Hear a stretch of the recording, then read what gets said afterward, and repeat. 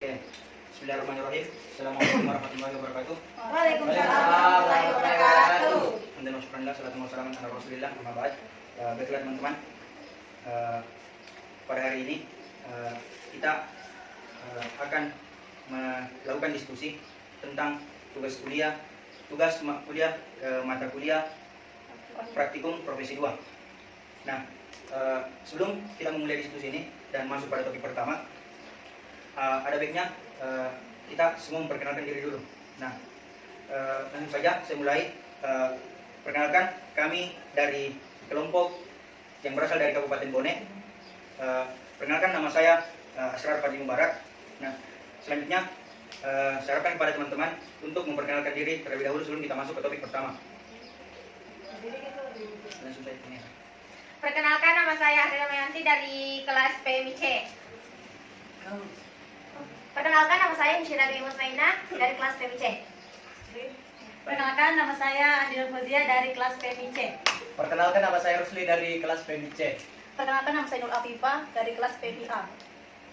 Perkenalkan, nama saya Arman dari kelas PMIB. Terima kasih pada teman-teman semua. Jadi langsung saja kita masuk ke topik pertama, yaitu apa sebab utama atau sebab pokok orang miskin. Nah, di topik pertama ini saya harapkan kepada teman-teman semua memberikan sebuah tanggapan atau jawaban kira-kira menurut teman-teman apa yang menjadi sebab utama atau sebab pokok orang miskin. Saya berikan waktu 3 menit kepada teman-teman untuk menulis yang menurut teman-teman ini adalah faktor atau sebab pokok orang miskin. Saya persilakan kepada teman-teman sekalian.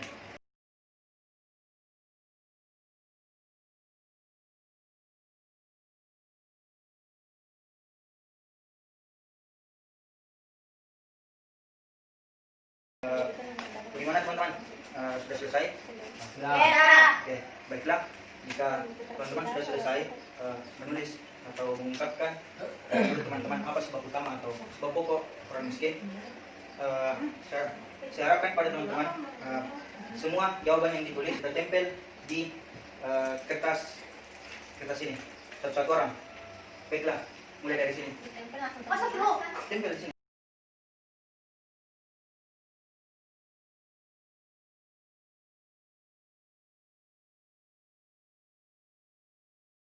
Ya, setelah kita berdiskusi dan mengemukakan menurut pendapat dari teman-teman sendiri bahwa di sini ada enam sebab yang teman-teman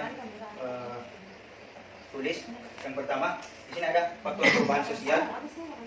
Yang kedua, masih terbatasnya lapangan pekerjaan, kurangnya support dari pemerintah, faktor penyebab yaitu terjadinya bencana, tingkat pendidikan yang masih rendah, dan yang terakhir adalah malas. Oke, setelah teman-teman mendengarkan dan membaca semua, saya harap teman-teman menjelaskan kenapa teman-teman mengambil faktor yang teman-teman tempelkan di sini. Baiklah, kita mulai dari faktor perubahan sosial. Saya minta kepada yang menulis faktor perubahan sosial untuk menjelaskan sebab utama yang teman tulis dan yang teman tempel. Saya persilakan.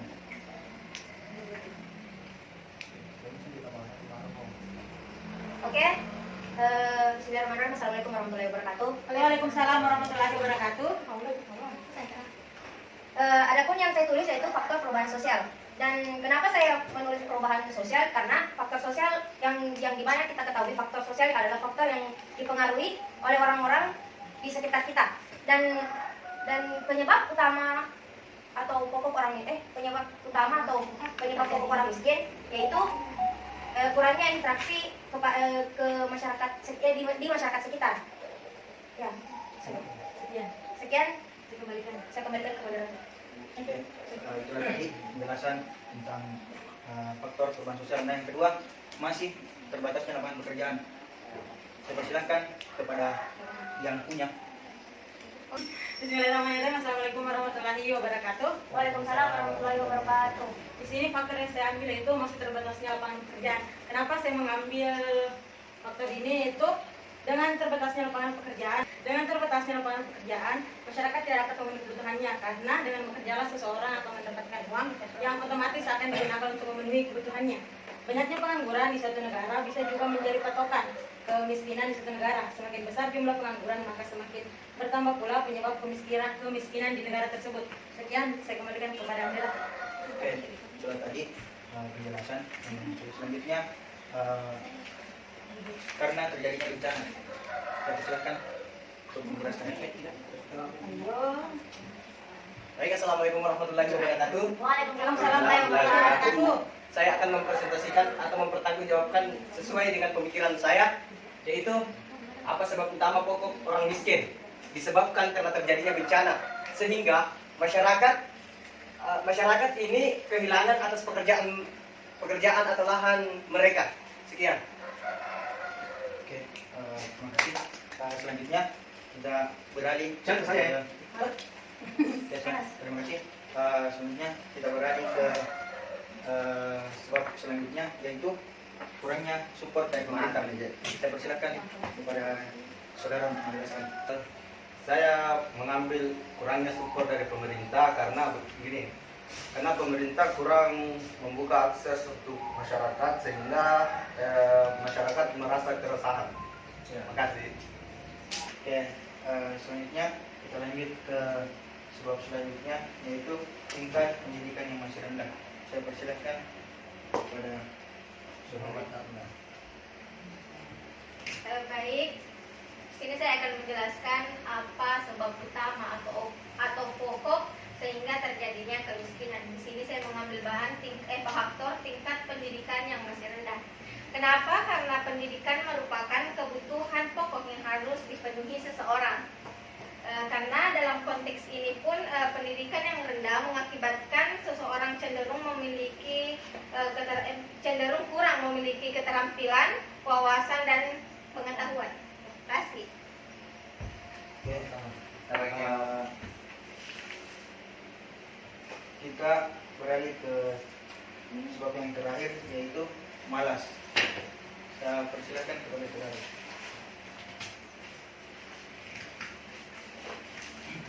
Baik, bismillah. Menurut saya sebab utama pokok orang miskin adalah malas. Kenapa? Biasanya masyarakat orang miskin dia akan malas bekerja atau mencari pekerjaan karena berpikir miskin itu adalah takdir. Jadi orang tuanya sudah miskin, jadi orang tuanya sudah miskin, dia berpikir percuma untuk mencari pekerjaan karena dia akan tetap miskin.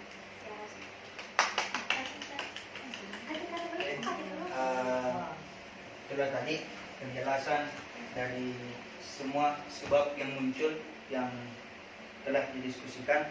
Baiklah, selanjutnya saya akan menempel 4 kertas plano.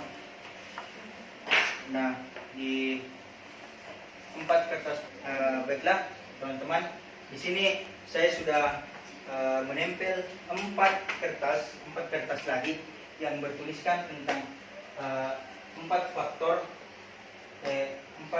atau 4 kategori sebab utama untuk orang miskin. Nah, yang pertama di sini ada faktor alam dan supraalam. Yang kedua, faktor kesadaran dan pengetahuan. Yang ketiga, faktor manusia dan sumber daya alam. Dan yang terakhir, faktor sistem dan struktur. Nah, setelah teman-teman mengemukakan pendapat teman-teman tentang sebab utama atau sebab pokok orang miskin, saya minta kepada teman-teman sekalian tempelkan masing-masing yang pendapat atau yang teman-teman kemukakan, yang mana menurut teman-teman pendapat Anda masuk di kategori yang mana. Oke, baiklah, saya persilakan.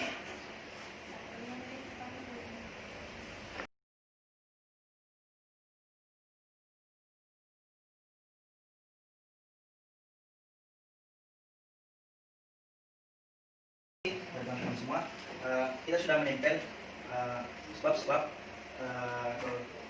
sebab pokok orang miskin menurut kategorinya masing-masing.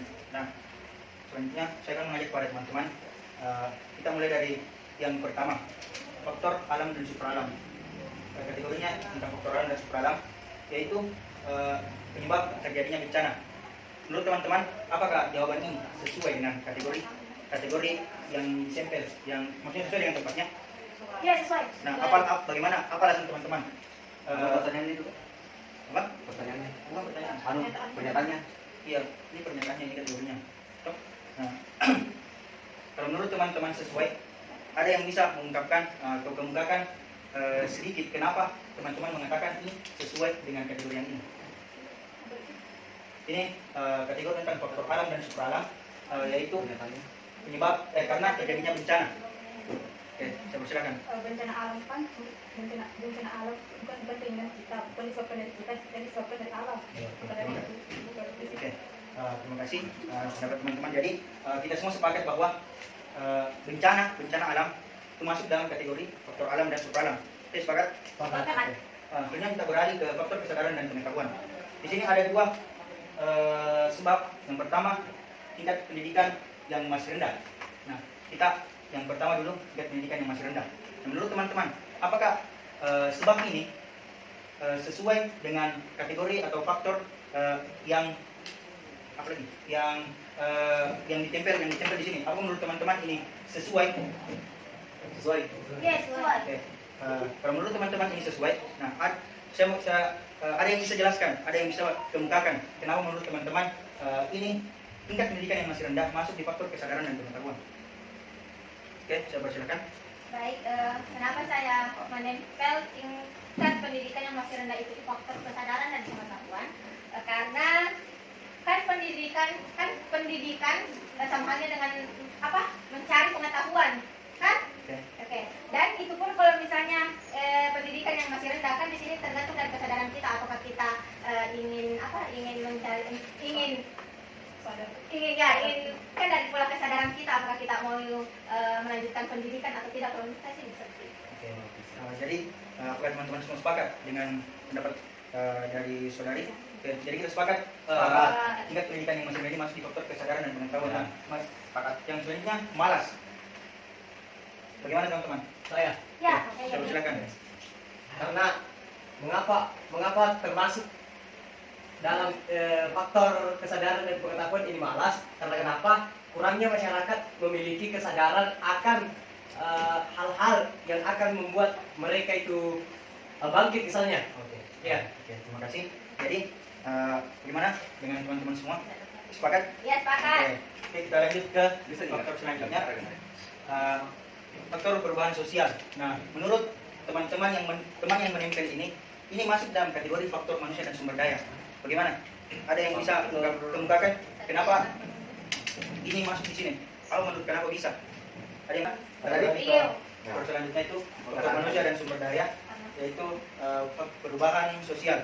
Nah, menurut teman-teman kenapa perubahan sosial ini masuk pada faktor manusia dan sumber daya? Ya, karena perubahan sosial itu berhubungan dengan masyarakat, dan di mana masyarakat itu yaitu manusia itu sendiri. Jadi sepakat? Kita pindah ke faktor yang terakhir, yaitu faktor sistem dan struktur. Yang pertama di sini masih terbatasnya lapangan pekerjaan. Kenapa? Sebab yang ini masuk dalam faktor sistem dan struktur. Ada yang bisa jelaskan?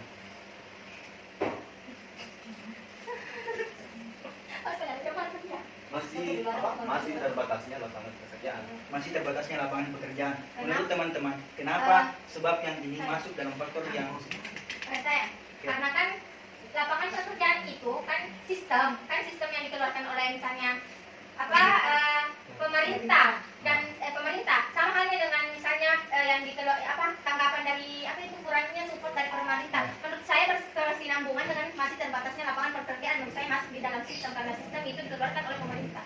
Oke. Jadi sepakat dari yang dua ini masuk dalam faktor. Oke, terima kasih. Baiklah, terima kasih partisipasi teman-teman.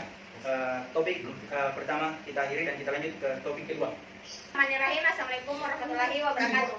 Di sini saya akan menyimpulkan dari tahap topik pertama, yaitu sebab atau pokok orang miskin. Sebab atau pokok orang miskin. Sebab utama atau pokok orang miskin. Oke.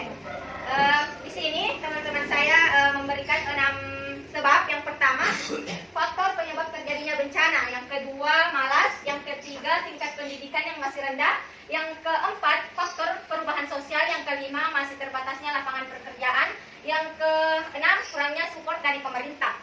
Baik, adapun faktor penyebab terjadinya bencana ini masuk ke faktor alam dan supra alam. Dan malas dan tingkat pendidikan yang masih rendah masuk ke faktor kesadaran dan pengetahuan.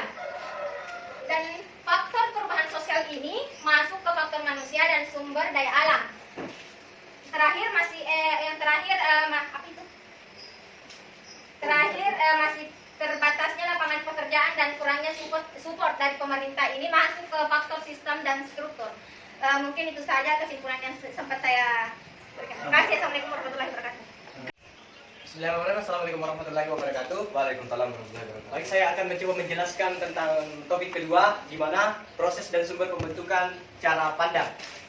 Di mana ada 4 faktor, yaitu faktor pertama adalah faktor alam dan supra alam, yang mana disebabkan terjadinya bencana alam, misalnya banjir, di mana saya melihat melalui media siaran televisi lah. Yang kedua, faktor kesadaran dan pengetahuan, di mana disebabkan tingkat pendidikan masih rendah, dan faktor malas. Saya lihat sendiri dari masyarakat secara langsung. Baik, akan dilanjutkan dari saudara Arman. Baik, faktor yang ketiga itu adalah faktor manusia dan sumber daya alam. Sebabnya itu adalah perubahan sosial. Cara pandang melalui masyarakat langsung yaitu kurangnya interaksi antara masyarakat satu dan masyarakat yang lain. Sedangkan faktor yang terakhir yaitu adalah faktor sistem dan struktur. Faktor sistem dan struktur sebabnya yaitu kurangnya support dari pemerintah. Cara pandang ada 2 cara pandang yang melalui yaitu media televisi dan masyarakat langsung. Sedangkan media televisi banyak pemberitaan yang mengatakan bahwa kurangnya support dari pemerintah, sedangkan masyarakat langsung yaitu kurangnya support dari pemerintah, yaitu karena masyarakat sendiri yang mengatakan bahwa masyarakat langsung. Kenapa? Karena masyarakat sekitar banyak yang melakukan keluhan bahwa di masyarakat itu kurangnya yaitu support dari pemerintah sendiri. Banyak keluhan bahwasanya itu yang tidak ditepati oleh pemerintah, ini yang tidak ditepati oleh pemerintah. Baik, terima kasih. Baik, itulah penjelasan dari diskusi topik kedua dari kami. Sekian. Assalamualaikum. Bismillahirrahmanirrahim. Assalamualaikum warahmatullahi wabarakatuh. Baiklah, di sini saya akan memaparkan kesimpulan dari topik ketiga, itu adapun 4 faktor, yaitu pertama itu faktor alam dan supra alam. Bentuk atau tindakan atau kegiatan pemecahan masalah yaitu rehabilitasi dan rekonstruksi. Adapun hasil yang diharapkan atau tindakan pemecahan masalah yaitu pulih kembali, baik dari segi rehabilitasi atau rekonstruksi. Dari segi rehabilitasi itu pemulihan kembali dari jasmani dan rohani. Adapun dari rekonstruksi itu pemulihan kembali bangunan yang telah rusak. Kedua itu faktor kesadaran dan pengetahuan. Adapun bentuk tindakan yaitu penyadaran. Hasil yang diharapkan yaitu agar mengubah perilaku dari perilaku yang malas ke rajin. Ketiga itu faktor manusia dan sumber daya alam. Adapun bentuk tindakannya yaitu pendekatan. Adapun hasil yang diharapkan dari tindakan dari pendekatan yaitu agar masyarakat yang tradisional mampu menjadi masyarakat yang modern. Dan terakhir itu faktor sistem dan struktur. Adapun hasil yang diharapkan dari aspirasi itu agar pemerintah sadar bahwa masyarakat masih membutuhkan lapangan pekerjaan. Sekian. Assalamualaikum warahmatullahi wabarakatuh. Baik, bismillahirrahmanirrahim. Assalamualaikum warahmatullahi wabarakatuh. Saya akan menjelaskan hasil diskusi dari kelompok kami dengan topik 4. Nah, dari faktor-faktor yang ada di sini terdapat 4 faktor. Dengan itu, apa saja peran utama yang harus dijalankan? Nah, peran utama yang harus dijalankan yaitu sebagai fasilitator. Kemudian dari 4 faktor ini, peran pertama yaitu menghilangkan traumatik. Sebagai fasilitator, kita dapat membantu masyarakat menghilangkan traumatik dan membangkitkan semangatnya lagi. Kemudian yang kedua, memberikan motivasi. Sebagai fasilitator, kita dapat memberikan motivasi kepada masyarakat sehingga dapat merubah pola pikir masyarakat dan memberikan penyadaran bahwa pentingnya pendidikan sehingga kualitas pendidikan Indonesia semakin maju. Kemudian yang ketiga, sebagai fasilitator kita harus berbaur dengan masyarakat, di mana maksudnya sebagai fasilitator kita harus berbaur dengan masyarakat sehingga dapat mengubah pola pikir masyarakat yang dari pemikiran tradisional menjadi pemikiran modern, sehingga dapat berbaur dengan sehingga dapat meningkatkan kesejahteraan hidup. Kemudian yang keempat yaitu memfasilitasi masyarakat. Nah, sebagai fasilitator kita harus memfasilitasi masyarakat agar aspirasi masyarakat sampai ke pemerintah, sehingga kembali ke tujuan awal, yaitu pemerintah harus tahu bahwa masyarakat masih banyak membutuhkan lapangan pekerjaan. Sekian, terima kasih. Bismillahirrahmanirrahim. Assalamualaikum warahmatullahi wabarakatuh. Waalaikumsalam warahmatullahi wabarakatuh. Baiklah, saya akan menjelaskan hasil diskusi mengenai topik kelima, yaitu tujuan dan arah cita-cita tatanan sosial. Untuk faktor pertama, tatanan dan cita-cita yang kita inginkan yaitu menciptakan semangat baru agar menuju masyarakat sejahtera. Dan tagline-nya yaitu kuat, kita bisa. Faktor kedua, tatanan dan cita-cita yang kita inginkan, yaitu mewujudkan masyarakat akan pentingnya pendidikan. Dan tagline-nya yaitu sadar, kita maju. Faktor selanjutnya, faktor manusia dan sumber daya alam. Adapun tatanan dan cita-cita kami yaitu adapun tatanan dan cita-cita yang kita inginkan yaitu agar masyarakat bisa merasakan perubahan sosial yang terjadi. Dan tagline-nya berubah belum tentu buruk. Dan faktor terakhir, faktor sistem dan struktur. Adapun tatanan dan cita-cita kami yaitu pemerintah jadi solusi. Dan tagline-nya beri bukti bukan janji. Oke, itulah hasil diskusi dari sektor bonek. Kurang lebihnya mohon dimaafkan. Wabillahi taufiq wal hidayah. Assalamualaikum warahmatullahi wabarakatuh.